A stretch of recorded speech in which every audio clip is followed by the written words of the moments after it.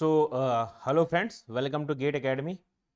हम लोग refrigeration and air conditioning के टॉपिक देख रहे थे, जो थ्योरेटिकल फॉर्म पे हम लोग देख रहे थे, और उसको हम क्या करने वाले हैं, हम उन्हीं टॉपिक को देख रहे थे जो हमारे एग्ज़ाम के लिए अति महत्वपूर्ण है। आज एपिसोड नंबर 4 है। जो भी स्टूडेंट इसको नहीं देखा होगा, एपिसोड नंबर 3 तक उसको जाकर देखिए और एक नोट्स बनाइए कि आप देखेंगे कि नोट्स के अंदर ही आपको जो है, नोट्स के अंतर्गत ही आपको क्या है, वो क्वेश्चंस जो है देखने को मिलेंगे जो आपके एग्जामिनेशन में आने वाले हैं। मैं यहाँ पर उन्हीं टॉपिक को डील करने वाला हूँ जो आपके एग्ज़ाम में आते हैं। हम ऐसा कोई भी ऐसा टॉपिक नहीं देखेंगे जो आपके एग्ज़ाम के आउट ऑफ द सिलेबस रहेगा। तो इस सीरीज़ को बराबर देखिए, आपके लिए बहुत हेल्पफुल है। फ्लूइड मैकेनिक्स का जो सीरीज़ है उसको मैं डाल चुका हूँ, fluid mechanics and fluid machinery, जो आपके आरआरबी जेई के लिए है। तो जो भी स्टूडेंट उसको नहीं देखे हैं, उसको जाइए, उसको देखिए, आपके लिए बहुत इंपॉर्टेंट है। ठीक है। ये नंबर ऑफ पोस्ट आई हुई है 7,900 पोस्ट। ये जो पोस्ट नंबर ऑफ आई हुई है, बहुत ह्यूज पोस्ट आई हुई है, जैसा कि हमने कई बार बता चुका है इस पोस्ट के बारे में। जिन भी स्टूडेंट को लगता है कि यार अभी बहुत चीज़ें टफ है, ये नहीं हो पाएगा क्या, तो इस पोस्ट के लिए गेट एकेडमी ने 2 कोर्स लॉन्च किया है। अगर आपको लग रहा है कि भैया नॉन टेक्निकल बहुत टफ लग रहा है, तो नॉन टेक्निकल के लिए, अगर आपको लग रहा है भैया टेक्निकल बहुत टफ है, तो टेक्निकल आपके सामने है। ठीक है। अब देखिए, ये जो प्राइस है एकदम अफोर्डेबल प्राइस है, आप इसको इजीली अफोर्ड कर सकते हैं। ये कोई बहुत ह्यूज अमाउंट ऑफ आपको वो नहीं दिया गया है कि भैया एकदम से बहुत लूट लिया गया हो। बस इस चीज़ का ध्यान रखेंगे कि इसमें जो भी फैकल्टी ने अपने अनुभव से जितना पढ़ाया है, उससे बाहर से एग्ज़ाम से नहीं आने वाला है, पहला चीज़। दूसरा चीज़, आप नोट्स बनाइए उसका, जो आपको हो सकता है शॉर्ट नोट्स बनाइए, वीडियो को बार बार देखिए। आप देखेंगे कि आपसे जो क्वेश्चंस है एग्जामिनेशन के, वो यूं ही लग जाएगा। तो इसमें कोई एकदम आप परेशान होने वाला बात नहीं है कि सर अभी से हम तैयारी चालू नहीं किए तो आगे कर सकते हैं क्या। बिल्कुल कर सकते हो। दिसंबर का टाइम दिसंबर का टाइम अभी भी है हमारे पास। जैसे कि अभी अक्टूबर लास्ट आ गया, नवंबर हमारे पास है और ये दिसंबर। ठीक है। तो अभी हमको करना कुछ नहीं है, जो अभी स्टार्ट करने वाले हैं सिलेबस, वो खाली क्या करें, क्वालिफिकेशन, जो क्वालिफाइंग नेचर के एग्जाम है, जैसे कि CBT 1, ये क्वालिफाइंग नेचर का है, उसको टारगेट करो पहले। समझ में आ गया। उसके बाद जैसे आपको लग रहा है कि भाई अब मैं क्वालिफाई हो जाऊंगा, इतने कॉन्फिडेंस आ गया, अब आप क्या करेंगे, CBT 2 के लिए अपीयर होंगे। CBT 2 के लिए अपीयर होंगे कब, जब आपको लग जाए कि अब हम क्या करने वाले हैं, क्वालिफाई कर जाएंगे, तो आपको CBT 2 के लिए अपीयर होना है। ठीक है। ये आपके लिए जो जो भी स्टूडेंट CBT 1 और CBT 2 के पूरे वीडियो ख़त्म कर चुके हैं, और जो नहीं भी किए हैं, जिनके पास बट कॉन्सेप्ट पूरा क्लियर है, तो वो लोगों के लिए गेट एकेडमी क्या लाया है, CBT 1 नेविगेटर। ये एक ई बुक है। ये क्या है, एक ई बुक है। जैसा कि आप जान रहे हो कि 6 दिसंबर टू 2024 से 13 दिसंबर के बीच आपका ये एग्ज़ाम जो है होना है। तो 6 दिसंबर टू 13 दिसंबर के बीच ये एग्ज़ाम होना है। तो याद रखिए कि ये जो आरआरबी जेई नेविगेटर है, ये एक महत्वपूर्ण भूमिका निभाने वाला है आपके टेस्ट में। इसमें आपको जो सॉल्व्ड क्वेश्चन है, 3792 क्वेश्चंस आपको देखने को मिलेंगे इसमें। इसमें उन सभी क्वेश्चन को ला के रख दिया गया है जो आपके एग्जाम में आने वाले हैं या तो आ चुके हैं। तो आप समझिए कि कितना मेहनत किया गया है इसके लिए। और अगर अब यकीन नहीं मानिए, आप इतना क्वेश्चन कर लेते हैं ना, तो आप इजीली क्वालिफाई कर जाएंगे। ठीक है, विद गारंटी, आपको कोई परेशानी नहीं होगा। इसमें प्रीवियस ईयर के क्वेश्चन को भी देखा गया है, डाला गया है, और प्रीवियस ईयर के अकॉर्डिंग उसको ध्यान में रखते हुए किस टाइप के क्वेश्चन आ सकते हैं, किस टाइप के क्वेश्चन आने वाले हैं, तो उसका ईस्ट वेस्ट नॉर्थ साउथ समझ में आ गया। ईस्ट वेस्ट नॉर्थ साउथ जो है, sorry, east west north south, ये सभी को क्या किया गया है, कवर कर दिया गया है उस टॉपिक से। तो आप क्या कर सकते हैं, इजीली इस क्वेश्चन को सॉल्व कर सकते हैं। यहाँ पर आपको जो नंबर ऑफ क्वेश्चंस मिलने वाले हैं, 222 आपको नंबर ऑफ क्वेश्चंस यहाँ पर आपको, सॉरी, 222 इसका जो प्राइस है वो 222 रखा गया है। सॉरी, नंबर ऑफ क्वेश्चन 3792 है। इसका जो प्राइस रखा गया, एकदम अफोर्डेबल प्राइस रखा गया है, 222। अब देखिए, आपके दिमाग में होगा सर वाई ई बुक ही क्यों, और दूसरा बुक क्यों नहीं भैया, हार्ड कॉपी क्यों नहीं। क्योंकि जो CBT 2 का एग्जामिनेशन होने वाला है आपका, ऐसा नहीं है कि आपका CBT 2 का एग्जाम जो होगा वो आपको हार्ड कॉपी के फॉर्म पे आएगा। ये जो एग्ज़ाम है आपका, ये जो एग्जाम है आपका, ये आपका जो है एक कंप्यूटर बेस्ड टेस्ट होने वाला है। तो कंप्यूटर बेस्ड टेस्ट के लिए क्या करना है, आपको हैबिचुअल होना पड़ेगा, आपको हैबिचुअल होना पड़ेगा कंप्यूटर स्क्रीन के सामने। इसीलिए आरआरबी जेई नेविगेटर सीबीटी 1 आपके सामने लाया गया है। बात समझ में आ रहा है क्या? तो इसको आपको क्या करना है, ध्यान रखना है। एकदम अफोर्डेबल प्राइस है, कोई बहुत ज़्यादा प्राइस नहीं रखा गया है ताकि आप इजीली इस कोर्स को परचेस कर सकें और अपना प्रिपरेशन को एक शार्प टच दे सकें। देखिए सीबीटी 2 के लिए भी ई बुक अवेलेबल है, सीबीटी 2 के लिए भी एक ई बुक अवेलेबल है जिसमें मैकेनिकल का फुल्ली सॉल्व्ड 4041 क्वेश्चंस यहाँ पर आपको देखने को मिलेगा, जिसमें टेक्निकल और नॉन टेक्निकल सब्जेक्ट वाइज जो होता है प्रैक्टिस, टेक्निकल और नॉन टेक्निकल का सब्जेक्ट वाइज जो होता है आपको सॉल्व्ड प्रैक्टिस क्वेश्चंस आपको देखने को मिलेंगे। इसमें प्रीवियस ईयर जो क्वेश्चंस आए हुए हैं वो भी आपको देखने को मिलेंगे, और इस क्वेश्चन को कर लेते हैं अगर आप पूरा, तो आप यकीन मानिए आप इजीली जो होता है आरआरबी जेईई में सिलेक्शन के दावेदार, पक्का दावेदार हो जाएंगे, क्योंकि इसमें बहुत बेहतरीन क्वेश्चंस को, जो फ्यूचर्स क्वेश्चन आने वाले जो एग्जाम में और जो आए हुए हैं एग्जाम में, उनको एक जबरदस्त कॉम्बिनेशन के साथ इस बुक में टॉपिक वाइज आपको कवर कराया गया है। तो इसमें इसको अवॉइड करने से एक चीज और अच्छा हो जाएगा कि आपको जो है ना प्रिपरेशन में ऐसा नहीं लगेगा कि कोई टॉपिक छूट गया, क्योंकि टॉपिक वाइज चीजें दिया हुआ है तो आप इजीली चीजों को क्या कर सकते हैं, कवर कर सकते हैं। उसके बाद जो इसका प्राइस रखा गया 333 समझ में आ रहा है? इतना सस्ता तो दुनिया में कहीं नहीं होगा। तो इसीलिए इस कोर्स को लीजिए और इसका जो है बेनिफिट उठाइए, इस क्वेश्चन का बेनिफिट उठाइए। क्यों? क्योंकि आप एग्जाम में कितना क्वेश्चन करके गए ये इंपॉर्टेंट नहीं है, कितना क्वेश्चन आप वहां पर बनाओगे जो आपको नहीं आता वो इंपॉर्टेंट है। समझ में आ रहा है? तो आपको ये क्वेश्चन तो लगाने ही लगाने हैं, समझ में आ रहा है? सब लगा रहे हैं और आपको भी लगाना है। सिलेक्शन चाहिए तो ये 4041 क्वेश्चन तो लगाने पड़ेंगे, और इधर का जो हमारा नंबर ऑफ क्वेश्चन है वो कितना है, 3792। इसको तो आपको लगाना ही पड़ेगा क्वेश्चंस। तो इसको आपको ध्यान रखेंगे, इजीली आपको क्वालिफाई करेगा, एक इजीली आपको सिलेक्शन की ओर लेकर जाएगा। अब हम देख रहे थे क्या, refrigeration and air conditioning, RAC हम देख रहे थे। इसमें हम दो चीजों को कवर किए थे, जो आपका एसएससी जेई है उसको भी हम कवर किए हैं इसमें, और इसमें हम आरआरबी जेई है उसको भी कवर किए हैं। तो इसको ध्यान रखेंगे। तो जो आरआरबी जेई का सिलेबस है वही एसएससी जेई का सिलेबस है, इसमें कोई अंतर नहीं है 1% का भी। तो आरएसी में अभी तक हम लोगों ने जो भी चीजें दिखा, हम लोगों ने यहाँ पर एपिसोड 1 खत्म किया था। एपिसोड 1 में मैंने इंट्रोडक्शन के बारे में बताया था, इंट्रोडक्शन के बाद मैंने इसको बताया था coefficient of performance, heat engine, heat pump, refrigeration. जो लोग नहीं देखे हैं उसको देखिए। एपिसोड नंबर 02 भी हम कर चुके हैं। अब यहाँ पर एपिसोड नंबर 03 को भी हम लोगों ने किया था। अब हम यहाँ पर देखने वाले हैं क्या, एपिसोड नंबर 04। बेहद इंपॉर्टेंट, बहुत महत्वपूर्ण आपके एग्जाम के पॉइंट ऑफ व्यू से। बात समझ में आया क्या? यहाँ पर हम लोगों ने वेपर एब्जॉर्प्शन रेफ्रिजरेशन साइकिल देखा था, जिसमें आपको ज्यादा क्वेश्चन नहीं पूछेगा, सिर्फ और सिर्फ इसका कोफिशिएंट ऑफ परफॉर्मेंस का फॉर्मूला पूछेगा। इसको ध्यान रखेंगे। हो सके कभी किस्मत खराब ही रहा तो न्यूमेरिकल आ जाएगा, और न्यूमेरिकल में भी डेटा ऐसे हो जाएगा कि जो इजीली कैंसिल होगा नॉमिनेटर और डिनोमिनेटर के बीच। तो इसमें एकदम परेशान होने वाला बात नहीं है, ये बहुत इजी क्वेश्चन यहाँ से देखने को मिलेगा। ठीक है, आज जो एपिसोड 4 है, आज हम वहां पे क्या करने वाले हैं, जो डिफरेंट रेफ्रिजरेंट, जैसे मैंने कल आपको क्या बताया था कि अगर R M-1 N+1 P, ये बताया था। उसके बाद मैंने आपको क्या बताया था, 707 plus molecular weight, molecular weight. ठीक है, ये क्या है, रेफ्रिजरेशन को नोटेशन किया जाता है, जैसे R012, R22, R33, sorry R12, R22, R11, ये सब रेफ्रिजरेशन के टाइप है। अब इसका जो केमिकल फॉर्मूला आपको निकालना पड़ेगा, अगर सपोज इसका आप क्या करोगे, केमिकल फॉर्मूला निकालोगे, तो केमिकल फॉर्मूला कहाँ से आएगा, ये वाले फॉर्मूला से, जैसे प्रीवियस में हम लोगों ने देखा था।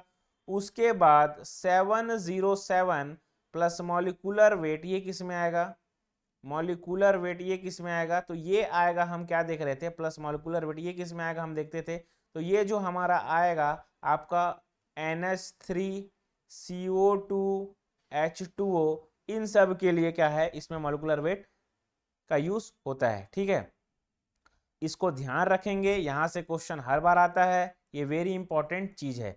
उसके बाद मैंने इसके प्रॉपर्टीज के बारे में भी बताया था जो बहुत इंपॉर्टेंट है, वो हर बार एग्जाम में पूछता है, इस बार पूछेगा। तो जो भी स्टूडेंट इसका एपिसोड नंबर 03 नहीं देखे हैं तो प्लीज उसको जाइए और देखिए और आप समझिए उसको। ठीक है, अब हम क्या करने वाले हैं, नेक्स्ट जो हमारा टॉपिक है, the name of the topic is application of the different refrigerant. अगर आपको पूछ देगा, देखिए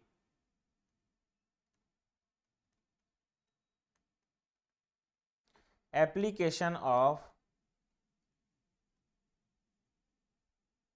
डिफरेंट रेफ्रिजरेंट,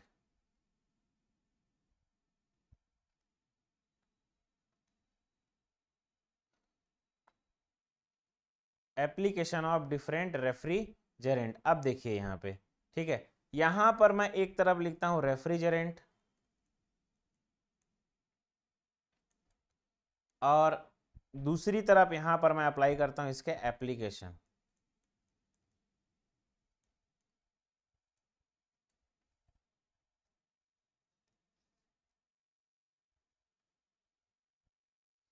रेफ्रिजरेंट और इसका क्या है, ये एप्लीकेशंस। ठीक है, अब देखिए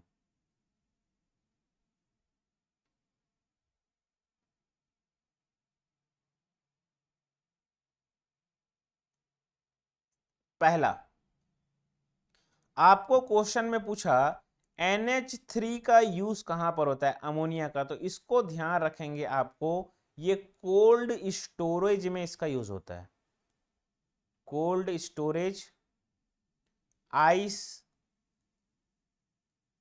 प्लांट में इसका यूज होता है। मतलब जहां पे हमको लार्ज कैपेसिटी ऑफ आइस का रिक्वायरमेंट होता है वहां पर अमोनिया का यूज होता है। Now the second one is H2O। H2O, ये H2O का यूज कब होता है, H2O ये वाटर है, ठीक है, वाटर, लिथियम और ब्रोमीन एब्जॉर्प्शन सिस्टम, ये एक रेफ्रिजरेटर सिस्टम है, एब्जॉर्प्शन सिस्टम में इसका यूज होता है, किसका, वाटर का। ठीक है, तो वाटर का भी एज अ रेफ्रिजरेंट हम लोग यूज करते हैं को इसमें लिथियम ब्रोमाइड एब्जॉर्प्शन सिस्टम में, तो इसको आपको ध्यान रखेंगे, बेहद इंपॉर्टेंट चीज आपके एग्जाम के पॉइंट ऑफ व्यू से। तीसरा चीज CO2, इसका यूज कब करते हैं, CO2 का यूज्ड फॉर, CO2 का यूज करते हैं, यूज्ड एज ड्राई आइस। याद रखेंगे, ये आरआरबी जेई के क्वेश्चन पे आया हुआ है फिजिक्स वाले में कि CO2 ड्राई आइस का यूज कौन किसके लिए, कौन सा केमिकल कंपोनेंट का यूज करते हैं ड्राई आइस बनाने के लिए, तो याद रखेंगे किसका, CO2 कार्बन डाइऑक्साइड ही क्या है, जिसको हम हिंदी में शुष्क बर्फ कहते हैं और इंग्लिश में इसको क्या कहते हैं, ड्राई आइस कहते हैं। तो इसको ध्यान रखना बाबू, अति महत्वपूर्ण आपके एग्जाम के पॉइंट ऑफ व्यू से। उसके बाद जो फोर्थ वन है, दिस इज कॉल्ड R11। अब ये R11 जो है उसको हम लोग क्या बोलते हैं, सेंट्रल एयर कंडीशनिंग में इसका यूज होता है, किसमें, सेंट्रल एयर कंडीशनिंग में इसका यूज होता है R11 का। उसके बाद R12, इसका जो यूज होता है वो होगा डोमेस्टिक रेफ्रिजरेंट में होता है, इसका जो यूज होता है किस में होता है, डोमेस्टिक रेफ्रिजरेटर में इसका यूज होता है, डोमेस्टिक रेफ्रिजरेटर में यूज होता है। Now this sixth one R22, R22 का जो यूज होता है विंडो टाइप एयर कंडीशनर, इसका जो यूज होगा किसमें होगा, window type air conditioner, window type air conditioner में इसका यूज होता है। R22। Now the last one is called R113 और जो इसका यूज होता है वो होता है एयर कंडीशनिंग में, इसका यूज होता है।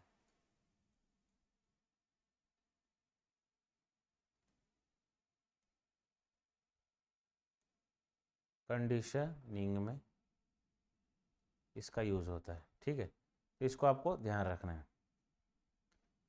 इसमें आपको सभी चीज इंपॉर्टेंट है, कुछ भी इसमें क्वेश्चन से पूछ सकता है, इसीलिए आपको करना क्या है, नोट्स बनाना है और इन सभी चीजों को नोट डाउन करना है। NH3 का यूज कब होगा, ये कोल्ड स्टोरेज के लिए होगा, आइस प्लांट कोल्ड स्टोरेज के लिए। Now H2O water, lithium, bromine, ये एब्जॉर्प्शन सिस्टम के लिए इसका यूज होता है। कार्बन डाइऑक्साइड के लिए used as a dry ice, ये यूज होता है। बहुत इंपॉर्टेंट चीज इसके अपने एग्जाम के पॉइंट ऑफ से, R11 सेंट्रल एयर कंडीशनिंग में इसका R11 का यूज कब होता है, ये सेंट्रल एयर कंडीशनिंग में इसका यूज होता है। R12 domestic refrigerator, domestic refrigerator का यूज R12, ये क्या है, domestic refrigerator. R22 window type air conditioning, एक एक चीज अगर आपको पूछेगा, डोमेस्टिक के लिए R12 का यूज होता है, सेंट्रल एयर कंडीशनिंग के लिए R11 का यूज होता है। यूज्ड CO2 ड्राई आइस के में यूज होता है। वाटर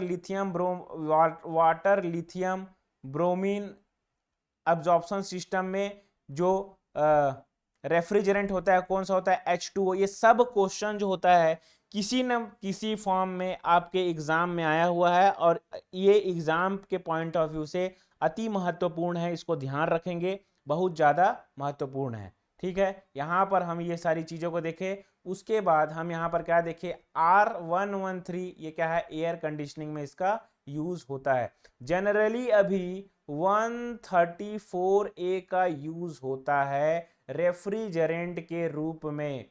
अब कारों में किसका यूज होता है, 134A का यूज होता है। तो why 134A, तो इसका रीजन जानिए why 134A। देखिए 134A क्या होता है, इसमें क्लोरीन नहीं होता। अब क्लोरीन नहीं होगा तो इन्वायरमेंट या ओजोन लेयर को क्या करता है, ये हार्मफुल नहीं करता है। ओजोन लेयर को क्या करता है, हार्मफुल नहीं करता है।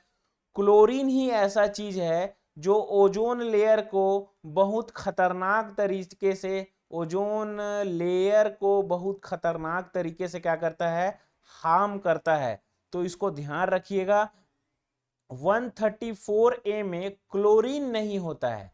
किसमें क्लोरीन नहीं होता है, तो 134A में क्लोरीन नहीं होता है। जो अगर देखिए वो क्यों नहीं होता है, तो ये जो मैं फॉर्मूला बताया था, क्या बताया था, M+1 M-1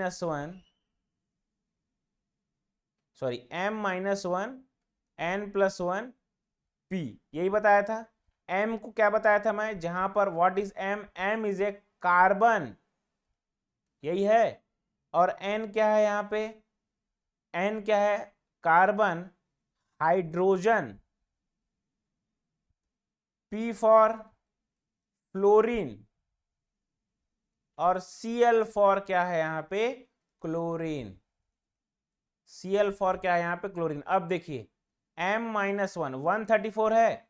अब देखिए R134A। अब देखिए M-1 को हम इक्वेट करेंगे तो 1 है, इसके सामने 1, N+1 ये क्या है हमारे पास, 3 है। उसके बाद P की वैल्यू क्या है हमारे पास, 4। अब देखिए कार्बन एक यहां पे दिख रहा है, कार्बन एक है, ओके।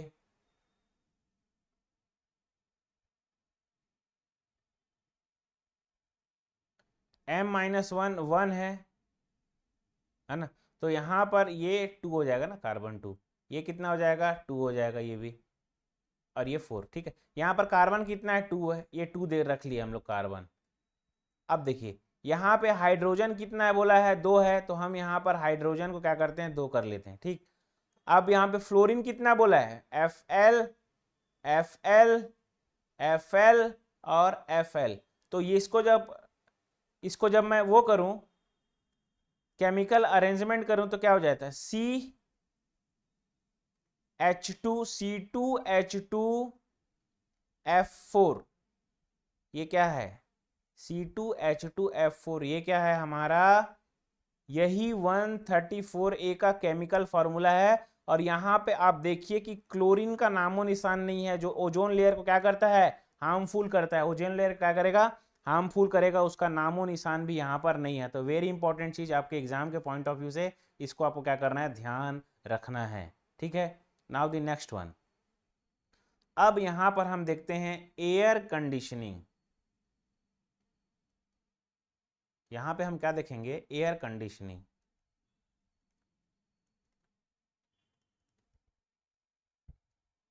देखिए,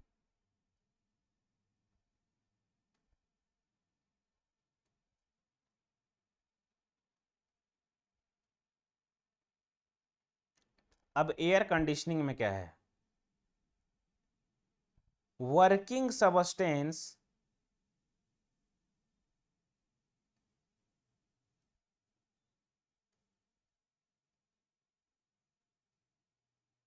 एयर कंडीशनिंग, देखिए, working substance in air conditioning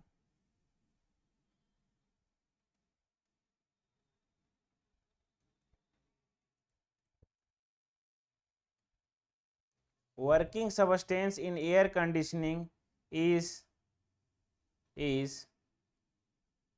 moist air, is moist air which comprise of dry air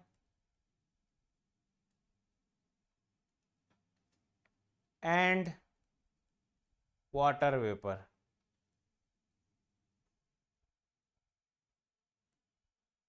dry air and water vapour, degree of freedom, ये जो इंपॉर्टेंट चीज लिखना है उसको ध्यान रखेंगे, degree of freedom of moist air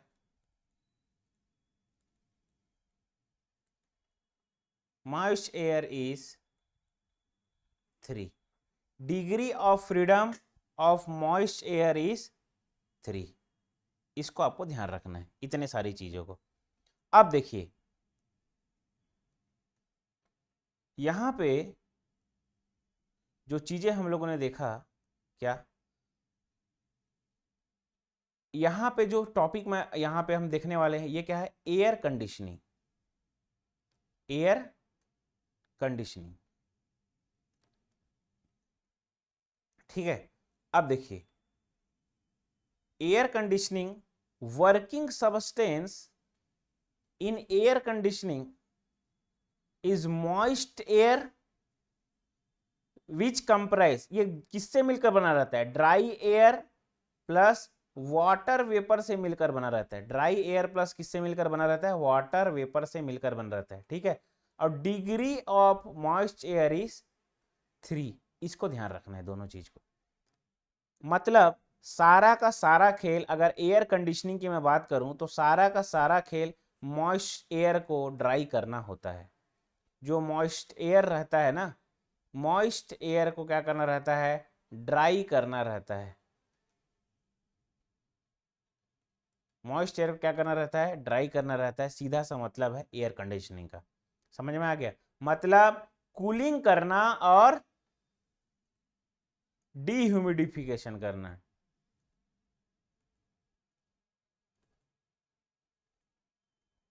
cooling करना और क्या करना, डीह्यूमिडिफिकेशन करना, इसको ध्यान रखेंगे।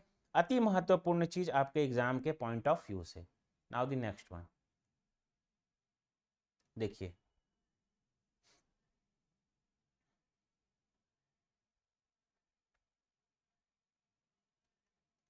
जो इंपॉर्टेंट चीज है, जहां से 101% आपको क्वेश्चन एग्जाम में देखने को मिलेगा, इज साइकोमेट्री,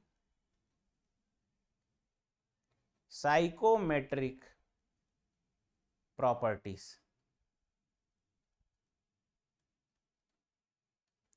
ठीक है, क्या देखने वाले हम लोग? Psychometric properties. अब साइकोमेट्रिक प्रॉपर्टीज, इसी को हम क्या बोलते हैं? साइकोमेट्रिक प्रॉपर्टीज को ही हम लोग क्या बोलते हैं? और प्रॉपर्टीज ऑफ मॉइस्ट और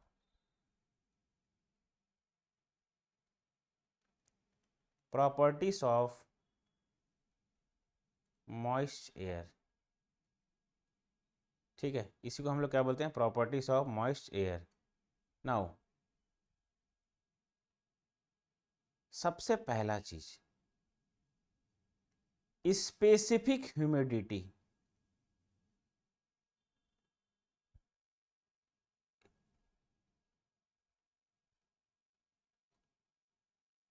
ये जो स्पेसिफिक ह्यूमिडिटी है, omega equal to what? Mass of vapour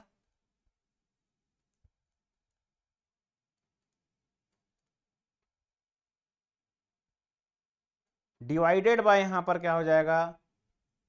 mass of air. Mass of air divided by क्या हो जाएगा यहां पर? Mass of air.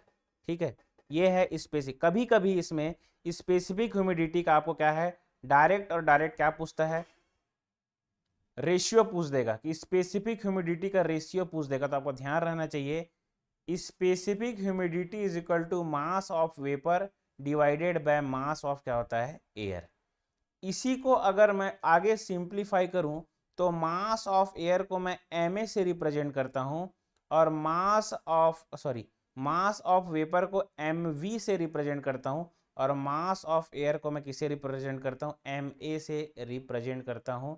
Very important things आपके एग्जाम के पॉइंट ऑफ व्यू से, ये इसको ध्यान रखेंगे, ये क्वेश्चन यहां से आता है। ठीक है, अब देखिए, इसी को अगर मास को अगर मैं प्रेशर के टर्म में यहां पर लिखना चाहूं, ठीक है, मास को अगर मैं प्रेशर के टर्म पे लिखना चाहूं, ओमेगा इज इक्वल टू क्या लिखा था मैं? Specific humidity is equal to mv multiply divided by क्या होता है? ma। इसी को मैं क्या लिख सकता हूं? 0.622 व्हाट? pv by ps। ठीक है, pv बाई ps। और इस ps को अगर आगे सिंप्लीफाई करो तो क्या लिख सकते हो? 0.622 pv, ये क्या हो जाएगा? p माइनस क्या हो जाता है? pv। मतलब ये टोटल प्रेशर माइनस क्या हो जाता है? Vapour pressure. यहां पर pv क्या है? अगर मैं बात करूं यहां पे, देखिए यहां पे मैं आपको लिख देता हूं, इसको ध्यान रखेंगे। pv इज इक्वल टू क्या है? वेपर प्रेशर है। pv is equal to what? Vapour pressure. और ps is equal to what? Saturated pressure. Vapour pressure और क्या है ये? Saturated pressure. Very important things आपके एग्जाम के पॉइंट ऑफ व्यू से, इसको ध्यान रखेंगे। यहां से आपको क्वेश्चन बराबर पूछेगा ही पूछेगा, इस चीज को ध्यान रखिए। यहां पर P क्या है? टोटल प्रेशर है, तो टोटल प्रेशर को आप क्या लिख सकते हैं? PV by PS, sorry PV plus PS, ये है टोटल प्रेशर। अब आपको चीजें क्लियर हो गई होगी, अब आपको क्या है? चीजें जो है क्लियर हो गई होगी। ठीक है, तो ये इंपॉर्टेंट चीज था। यहां से क्वेश्चन क्या क्या पूछा गया इसको मैं बता देता हूं। यहाँ पे जो आपको क्वेश्चंस है, देखिए स्पेसिफिक ह्यूमिडिटी डायरेक्ट आया हुआ है question. Specific humidity is equal to क्या होता है? mv by ma, omega is equal to, और यहाँ पे प्रॉपर्टी ऑफ मॉइस्ट एयर को ही साइकोमेट्रिक प्रॉपर्टीज बोलते हैं। ये क्वेश्चन याद रखेंगे। उसके बाद omega is equal to mv by ma, इसको आगे सिंप्लीफाई करोगे तो 0.622 multiply by pv by ps, इसको आगे मल्टीप्लाई करोगे तो 0.622 pv divided by p minus p total minus pv, ये होगा। और p इज इक्वल टू क्या हो जाएगा? pv प्लस क्या हो जाएगा? ps। वेरी अति इंपॉर्टेंट, अति महत्वपूर्ण चीज आपके एग्जाम के पॉइंट ऑफ व्यू से, इसको ध्यान रखेंगे। यहाँ से क्वेश्चन आएगा ही आएगा, यहाँ से हर बार क्वेश्चन आता है और इस बार भी आएगा ही आएगा, इसको आप ध्यान रखेंगे। बहुत इंपॉर्टेंट फिनोमेना है ये आपके साइकोमेट्रिक प्रॉपर्टी का। ठीक है, आगे हम देखते हैं कि और इसमें क्या महत्वपूर्ण चीज़ें हैं। यहाँ पर मैंने आपको बता दिया MV मतलब मास of vapour, mass of air, P total pressure, इसको आप क्या लिख सकते हो PV/PV + PS। तो इसको क्या करेगा आपको, इसको क्या करना है, आपको ध्यान रखना है, बहुत इंपॉर्टेंट चीज। नाउ द नेक्स्ट वन,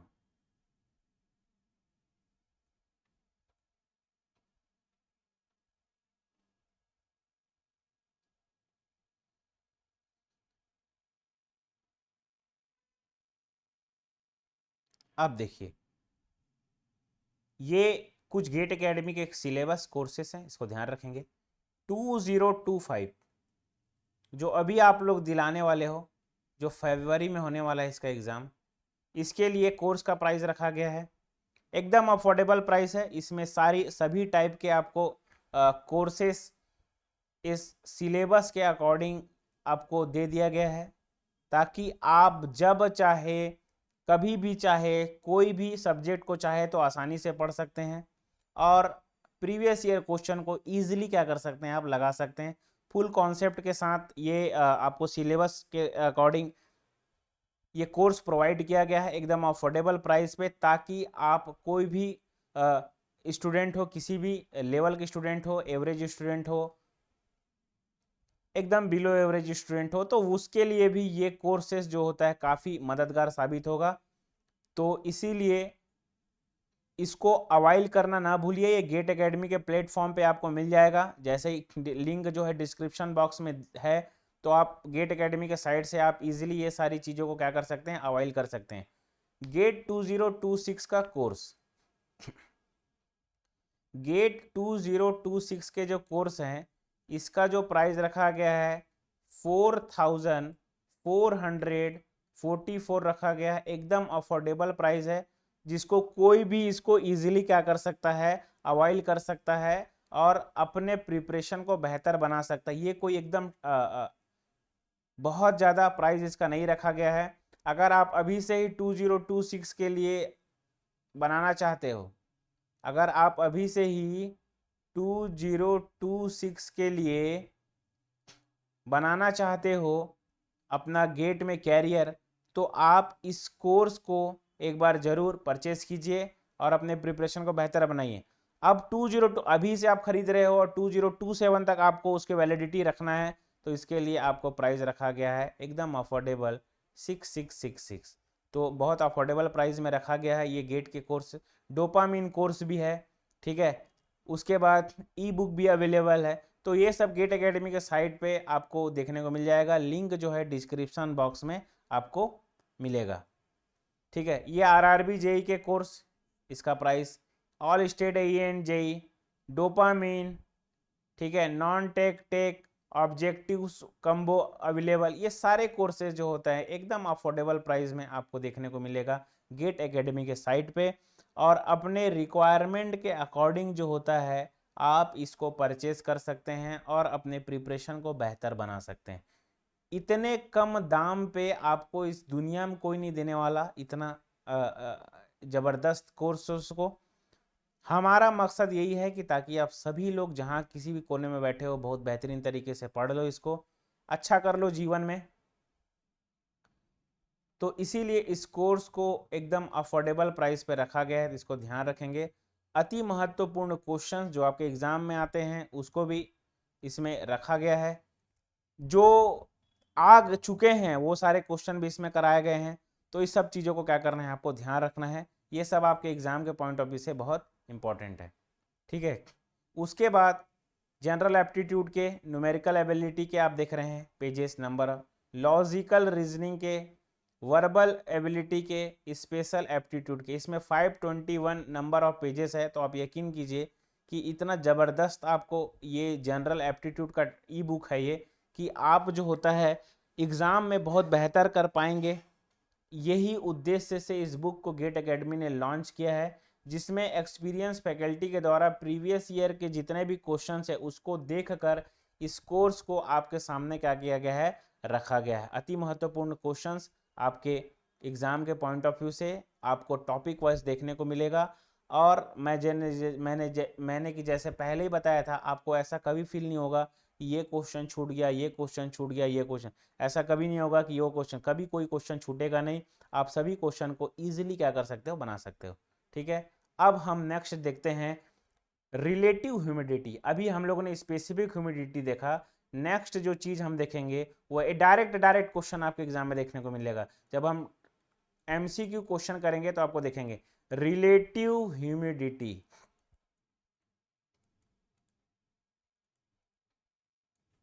ये रिलेटिव ह्यूमिडिटी क्या है?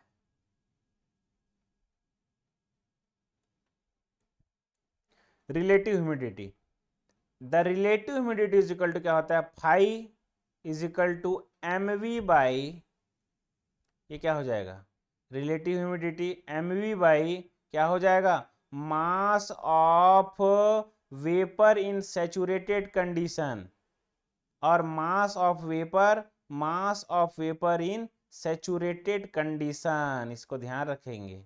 ये डायरेक्ट क्वेश्चन आपको पूछेगा। ठीक है, इसको pressure, vapour pressure in partial pressure of vapour in saturated condition, इसी को ध्यान रखेंगे।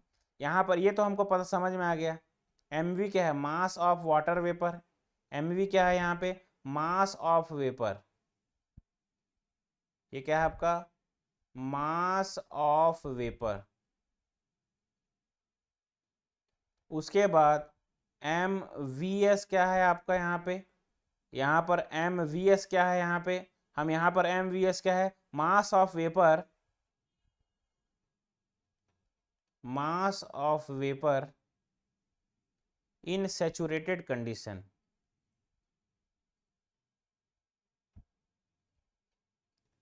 mass of vapor in saturated condition. Now the another one, mass PV क्या है, vapour pressure, partial vapour pressure, इसको बोलते हैं पार्शियल, एक एक टर्म को इसको याद रखेंगे बाबू, partial vapour pressure, partial vapour pressure. ठीक है, पार्शियल वेपर प्रेशर। उसके बाद पीवीसी, ये क्या हो जाता है, पार्शियल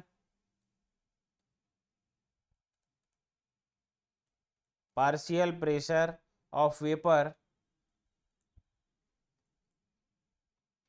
इन सैचुरेटेड कंडीशन, इन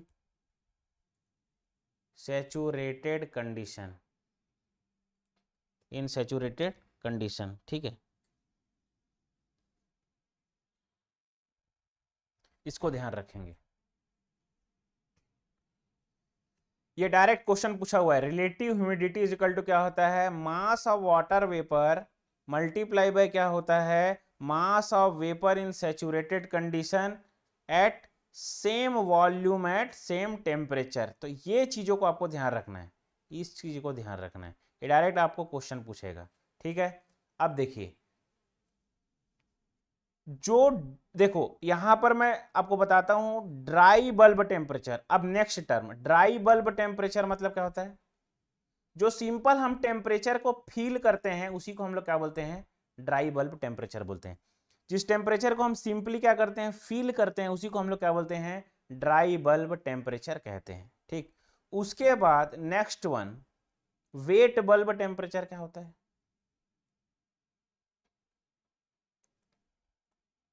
वेट बल्ब टेम्परेचर। अब ये वेट बल्ब टेम्परेचर क्या है, कुछ नहीं है, थर्मामीटर, थर्मामीटर का ये ग्लास नीचे का जहां से टेम्परेचर मेजर करता है, इसको हम क्या करते हैं, एक कॉटन से क्या करते हैं, एक कॉटन से पूरी तरह ढक देते हैं, ये देखो कॉटन से, और इसके नीचे क्या करते हैं, वाटर, कॉटन से डूबा रहेगा, कॉटन हल्का सा वाटर में डूबा रहेगा, और यहां से हम क्या कराते हैं, एयर फ्लो कराएंगे।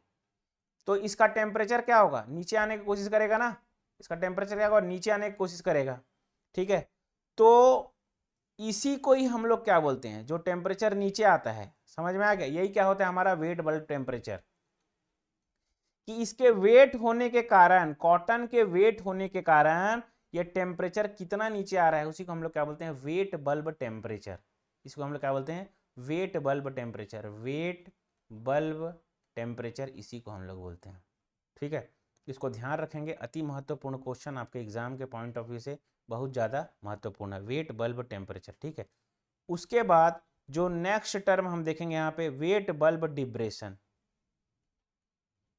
Wet bulb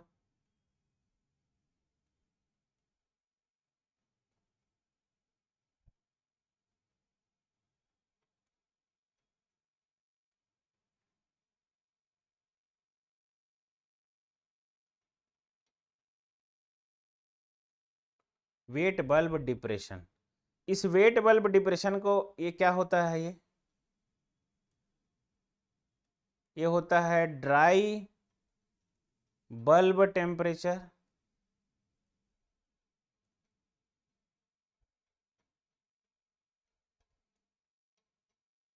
dry bulb temperature minus क्या होता है, wet bulb temperature.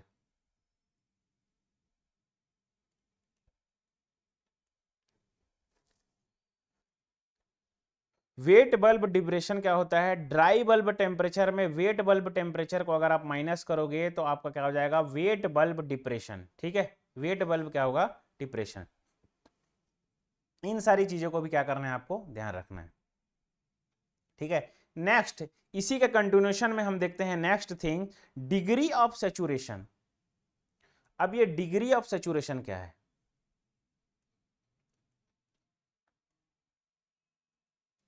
Degree of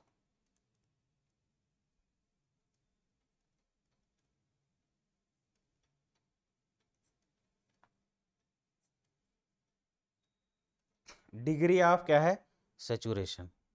ठीक है, डिग्री ऑफ सैचुरेशन इसको हम देखते हैं, ये इसको U से रिप्रेजेंट करेंगे, इसको हम किससे रिप्रेजेंट करेंगे, U से। डिग्री ऑफ सैचुरेशन, इसको ध्यान रखेंगे, ये होता है एक्चुअल स्पेसिफिक ह्यूमिडिटी,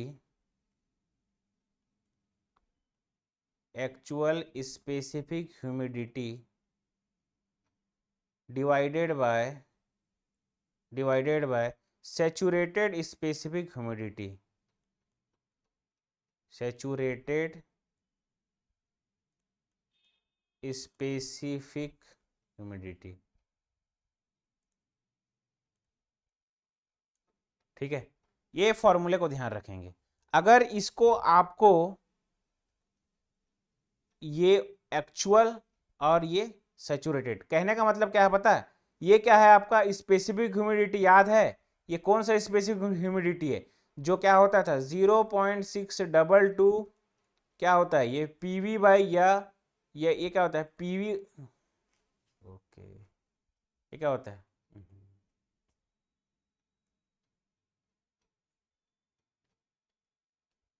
ये क्या होता है, पीवी बाई पी एस, ये क्या होता है आपका पीवी बाई पी एस। और ये स्पेसिफिक ह्यूमिडिटी जिसको हम बोल रहे थे, वो क्या था हमारा, यही था, ये वाला। तो यही होता है डिग्री ऑफ सैचुरेशन, मतलब एक्चुअल स्पेसिफिक ह्यूमिडिटी और सैचुरेटेड स्पेसिफिक ह्यूमिडिटी के रेशियो को ही हम क्या बोलते हैं, रेशियो को ही हम क्या बोलते हैं, degree of saturation. Very important thing आपके एग्जाम के पॉइंट ऑफ व्यू से, यहाँ पे यहाँ से आपको बराबर एग्जाम में क्वेश्चन जो है देखने को मिलेगा, थ्योरेटिकल फॉर्म में या फिर न्यूमेरिकल फॉर्म में, कुछ भी हो। ठीक है, तो इसको आपको ध्यान रखना है।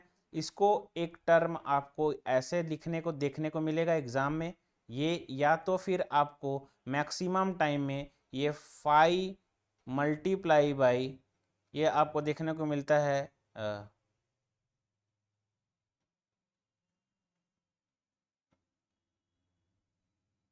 PS। ठीक है, यहाँ पे ओके,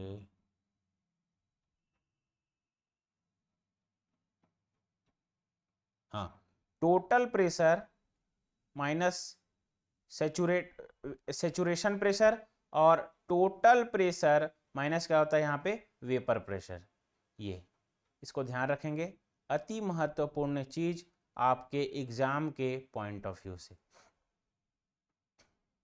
ये अति महत्वपूर्ण चीज आपके एग्जाम के पॉइंट ऑफ व्यू से, तो इसको आपको क्या करना है, ध्यान रखना है। Now next one, enthalpy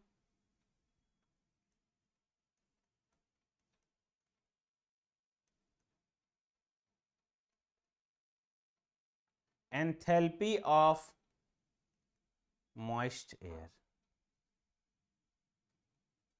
enthalpy of moist air H,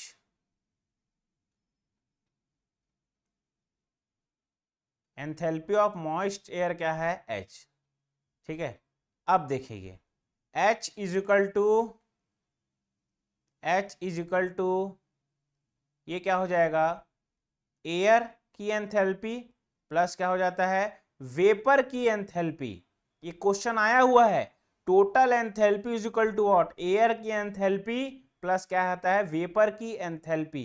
so H is equal to MaHa plus MvHv। इसी को आपको क्या करना है, ध्यान रखना है, अति महत्वपूर्ण चीज आपके एग्जाम के पॉइंट ऑफ व्यू से, ठीक है। अब यहां पर 2-4 मैं चीजें लिखूंगा, उसको ध्यान रखना आप लोग।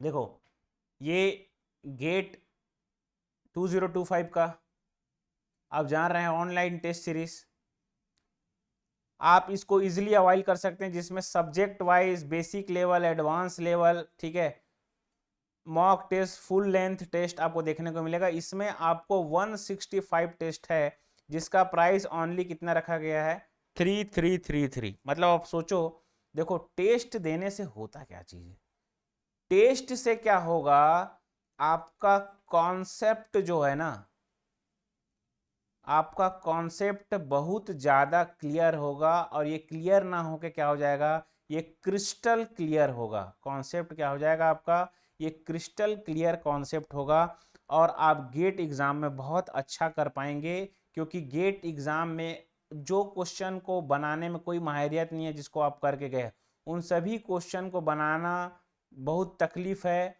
और वही क्वेश्चन आपको रैंक ला के देगा जो आप घर से नहीं करके गए हैं, बट आपके कॉन्सेप्ट से आया हुआ वो क्वेश्चन है।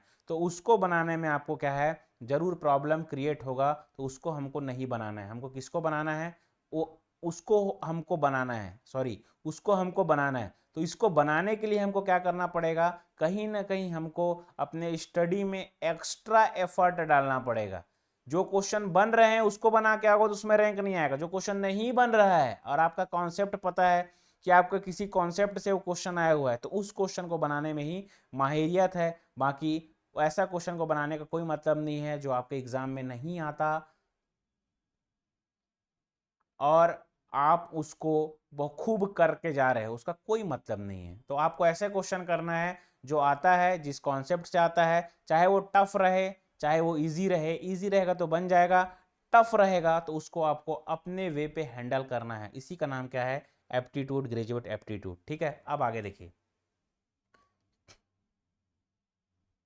अब देखिए जनरल एप्टीट्यूड के भी ई बुक अवेलेबल है। इसके नंबर ऑफ पेजेस से ही आप समझ सकते हो कि इसमें 521 पेजेस है। Numerical ability, logical reasoning, verbal ability, special aptitude.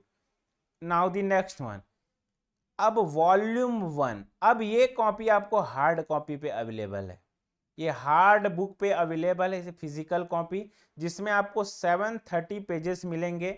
और इसमें हर सब्जेक्ट के देख लीजिए आप कितने पेजेस हैं, हर सब्जेक्ट के कितने पेजेस हैं, और आपको इसमें बहुत बेहतरीन तरीके से कॉन्सेप्ट के साथ आपको क्वेश्चन सॉल्व करके दिया गया है, जो आपके एग्जाम के लिए बहुत महत्वपूर्ण है। तो इसको आपको ध्यान रखना है, ठीक है। यहाँ पर जो वॉल्यूम 2 है, ये वॉल्यूम 1 था, ये हार्ड कॉपी अवेलेबल है गेट एकेडमी के साइट पे, आप इसको अवाइल कर सकते हैं, ऑनलाइन अवाइल कर सकते हैं इसको, इसका लिंक डिस्क्रिप्शन पे है, ठीक है। मैकेनिक्स, मशीन्स, ठीक है। ये नंबर ऑफ पेजेस देखिए, नंबर ऑफ पेजेस देखिए, इसका टोटल 844। तो आप अंदाजा लगाइए कि कितना महत्वपूर्ण चीज है ये बुक है, और बहुत रिसर्च के साथ इसको बनाया गया है, ताकि आपके एग्जाम में कोई भी चीजें, कोई भी कॉन्सेप्ट रुकावट ना जाए, आप इजीली क्या कर पाए, उस एग्जाम को इजीली क्रैक कर पाए, और कुछ नहीं। समझ में आ रहा है, बस मकसद गेट एकेडमी का यही है कि आप कोई भी एग्जाम को इजीली क्रैक कर पाए। ये कोर्स सीजी व्यापम की तरफ से आया था, सिलेबस इसका आना बाकी है। ये जो पोस्ट है सिविल वालों के लिए अच्छा खासा पोस्ट रखा गया है, ये मैकेनिकल के लिए और इलेक्ट्रिकल दोनों ब्रांच के लिए ये 10 पोस्ट रखा गया है, तो इसको ध्यान रखेंगे। सीजी व्यापम की तरफ से ये बहुत बहुत जल्दी ये आपको सामने आने को देखने को मिलेगा। ठीक है, तो ये आपके पास इतना सारा अपॉर्चुनिटी है। और ये आरआरबी जेई के बाद जो एक्सपीरियंट मैकेनिकल के या इलेक्ट्रिकल के या सिविल के, उनके पास एक ज़बरदस्त मौका फिर से।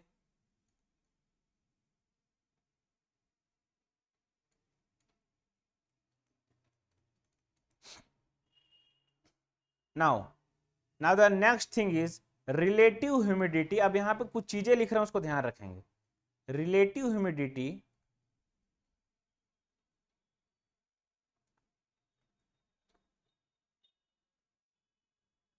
Relative humidity of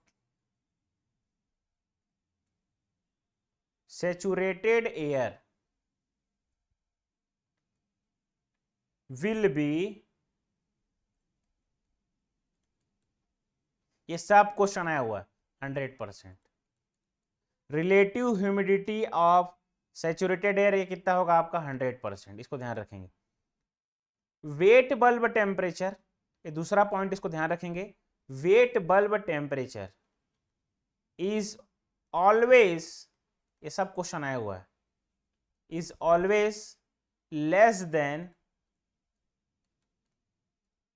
is always less than dry bulb temperature।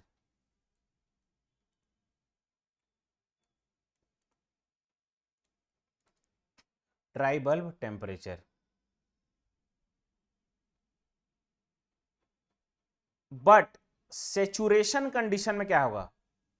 Saturation condition में क्या होता है? ह्यूमिडिटी 100% होगा क्या? रिलेटिव ह्यूमिडिटी कितना होता है? रिलेटिव ह्यूमिडिटी क्या होता है? PV by P S. अगर ये 100% हो गया तो dry bulb temperature, wet bulb temperature और ड्यू पॉइंट टेम्परेचर, ये सभी टेम्परेचर क्या होते हैं? इक्वल होते हैं। बहुत महत्वपूर्ण चीज आपके एग्जाम के पॉइंट ऑफ व्यू से। Now the next one, wait bulb temperature. Wet bulb temperature is an indirect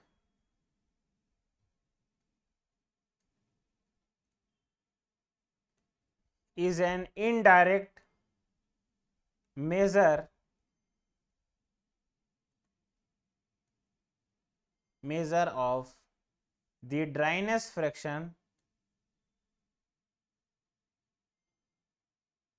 measure of the dryness of the moisture। इसको ध्यान रखें।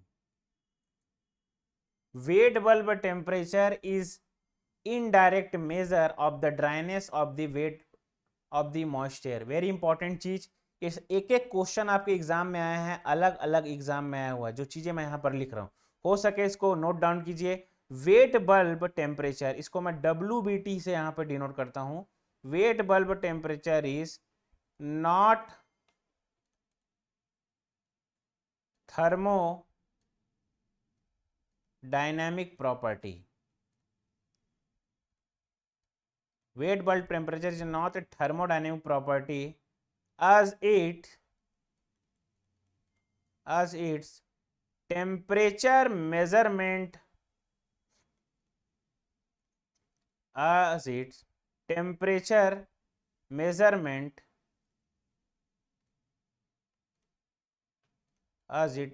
measurement involve as a temperature measurement involves heat and mass transfer, heat and mass transfer।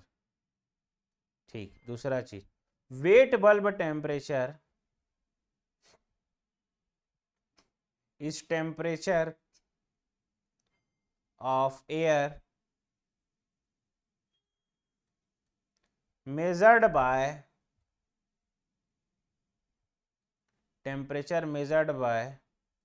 thermometer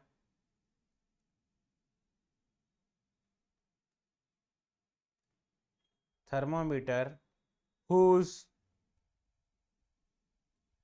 bulb is wrapped with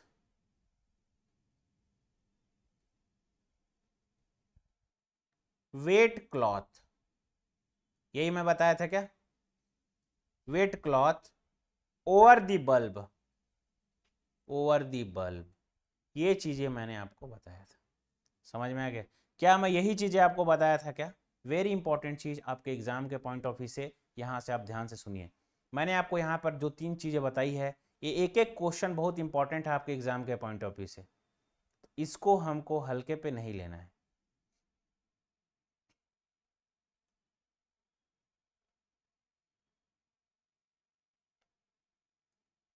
देखिए, relative humidity of saturated air will be 100%, इसको आपको ध्यान रखना है।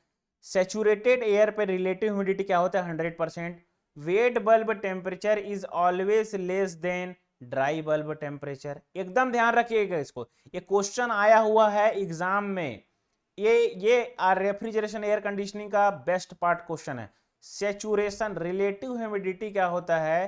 PV by PS होता है। समझ में आएगा? सेचुरेशन कंडीशन में रिलेटिव ह्यूमिडिटी क्या होता है? 100%। अब जब रिलेटिव ह्यूमिडिटी 100% है और सेचुरेशन कंडीशन में होगा तो dry bulb temperature, wet bulb temperature, सब क्या होगा?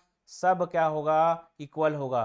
अगर ये केस नहीं है, सेचुरेशन का केस नहीं है, नॉर्मल केस है, तो ड्राई बल्ब टेम्परेचर बड़ा, वेट बल्ब टेम्परेचर उसके बाद जो होता है ड्यू पॉइंट टेम्परेचर की वैल्यू क्या होती है? सबसे कम होती है। वेरी इंपॉर्टेंट थिंग आपके एग्जाम के पॉइंट ऑफ व्यू से, तो जब आप क्वेश्चन सॉल्व करोगे तो ये देख लेना कि सैचुरेशन दिया है कि नहीं दिया है। सैचुरेशन दिया है मतलब क्या समझ लेना है आपको? तीनों टेम्परेचर क्या है? सेम है। ठीक, next one, wait bulb temperature is an indirect measure of the dryness of the moist air। अब क्या होता है? Wet bulb temperature is an indirect measure of the dryness of the moisture. Wait bulb temperature को मैं क्या बताया था? Generally जो टेम्परेचर को हम फील करते हैं उसी को हम क्या बोलते हैं? वेट बल्ब टेम्परेचर बोलते हैं। तो जो ड्राइनेस है, dryness of the moist air को वही बताता है कौन सा? हमारा wait bulb temperature. Wet bulb temperature, wet bulb temperature, sorry, जो फील करते हैं वो कौन सा टेम्परेचर होता है? Dry bulb temperature. Wet bulb temperature क्या होता है? जो कॉटन से, जो बल्ब को हम क्या करते हैं? थर्मोमीटर के बल्ब को कॉटन से लपेट देते हैं ना, तो वो जो टेम्परेचर मेजरमेंट करता है उसको हम लोग क्या बोलते हैं? Wait bulb temperature. और ये कहीं ना कहीं dryness of the moist air को क्या करता है? ये मेजर करता है indirectly. Now the next one, wait bulb temperature is a not a thermodynamic property. ये कोई थर्मोडायनेमिक प्रॉपर्टी नहीं है। its temperature measurement involve heat and mass transfer। weight bulb temperature is a temperature of air measured by the thermometer whose bulb is wrapped with wet cloth over the bulb। क्या मैं यही चीजें आपको बताया था क्या? हाँ सर, मैं यही चीजें आपको बताया था। ये आपके एग्जाम के पॉइंट ऑफ व्यू से अति महत्वपूर्ण है, इसको इतनी सारी चीजों को आपको क्या करना है? ध्यान रखना है। ठीक है, नेक्स्ट क्लास में हम क्या देखने वाले हैं? साइकोमेट्रिक चार्ट देखने वाले हैं। साइकोमेट्रिक चार्ट, समझ में आ गया? तो इसको अच्छे से आप देखिएगा, नोट्स बनाइएगा, उसके बाद क्वेश्चन करिएगा। आपसे एक भी क्वेश्चन ऐसा नहीं है जो छूट जाएगा, सभी क्वेश्चन बनेगा। तो आज क्लास के लिए इतना ही। Thank you very much, wish you all the very best.